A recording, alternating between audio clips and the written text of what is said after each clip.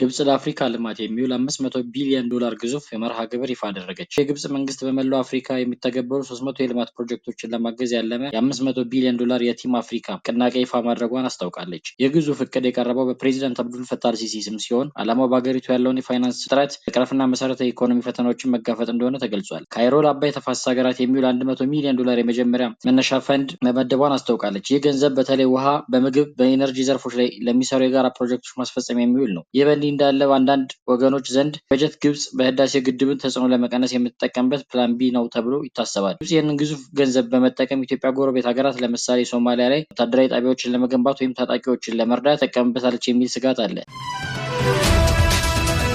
እኛ ላይ ጦርነት ለመክፈት እየተሸረበብን ነው ሲሉ ዶክተር ደብረጽዮን ገብረ ሚካኤል ተናገሩ። የካቲት 11 50ኛ ዓመት የወርቅ ኢዮቤልዩ ማጠቃለያና 51ኛ ዓመት የትግራይ ህዝብ ትግል መከበርን በማስመልከት በመቀሌ ሰማዕታት ሐውልት በተከናወነ የሻማ ማብራት ስነ ስርዓት ላይ የህወሓት ሊቀመንበር ዶክተር ደብረጽዮን ገብረ ሚካኤል ወቅታዊና ትኩረት የሚሹ መልእክቶችን አስተላልፈዋል። ዶክተር ደብረጽዮን በንግግራቸው ወቅት የፕሪቶሪያ ሰላም ስምምነት በሟላ ሁኔታ ለመተግበሩን በጽኑ ተችተው ስምምነቱ ከታለመለት ግብ ወጥቶ የትግራይን ህዝብ ጊዜያዊ አንድነት ከማረጋገጥ ይልቅ ስምምነቱን በመጣስ አዲስ ጦርነት ለመክፈት የሚደረጉ እንቅስቃሴዎች እንዳሉ የኢትዮጵያን ባንዲራ ረገጠ። የሚታወቀው ሻዕቢያ ኢትዮጵያ ጠላትነቱን ዳግም ያሳየበትን ድርጊት ፈጽሟል። ከሰሞኑ የፈንቅል ኦፕሬሽን መታሰቢያ በምጽዋ እየተከበረ እንዳለ ይታወቃል። በዓሉን አስመልክቶ የተዘጋጁ ዝግጅቶች አንዱ የሆነው የስዕል አውደ ርዕይ ላይ የታየው ክስተት አነጋጋሪ ሆኗል። በአውደ ርዕዩ ላይ ከቀረቡ ስዕሎች አንዱ የኢትዮጵያን ክብርና እሴት የሚነካ በስዕሉ ላይ እንደሚታየው አንድ ከስክስ ጫማ ያደረገ ወጣት የኢትዮጵያን አረንጓዴ፣ ቢጫ፣ ቀይ ባንዲራ ረግጦ ይታያል። በተጨማሪም በስዕሉ ላይ የሚታየው ወጣት በአፄ ኃይለሥላሴ፣ መንግስቱ ኃይለማርያም እና አሁኑ ጠቅላይ ሚኒስትር አብይ አህመድን ምስል ሲረግጥ ይታያል።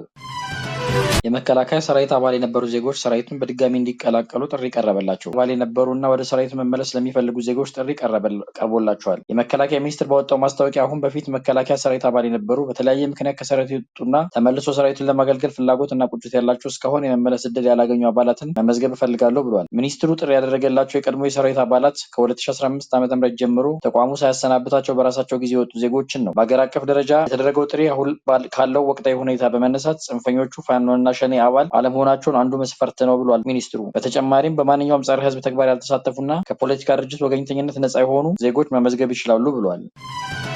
ትራንስፎርመሮችና ጄኔሬተሮች ከቀረጥ ነጻ እንዲገቡ ተወሰነ። ስራዎች የሚውሉ የካፒታል እቃዎች ዝርዝር ላይ ማሻሻያ ማድረጉን አስታውቋል። በዚህም መሰረት የትራንስፎርመሮች እና ጄኔሬተሮች ከቀረጥ ነጻ መብት ተጠቃሚ እንዲሆኑ ተወስኗል። ሚኒስትሩ ጥር 22 2018 ዓ.ም ለክልል እና ለከተማ አስተዳደር ኢንቨስትመንት ተቋማት በላከው ደብዳቤ እንደገለጸው ቀደም ሲል በስራ ላይ የነበረው መመሪያ ቁጥር 1064 2017 ለባለሀብቶች አስፈላጊ የሆኑትን ሁሉንም የካፒታል እቃዎች ያላካተተ ሆኖ ተገኝቷል። ይህ ክፍተት ዳግም ባለሀብቶች ስራቸውን በብቃት እንዲያከናውኑ እንቅፋት ሆኖባቸው ቆይቷል ብሏል ሚኒስትሩ።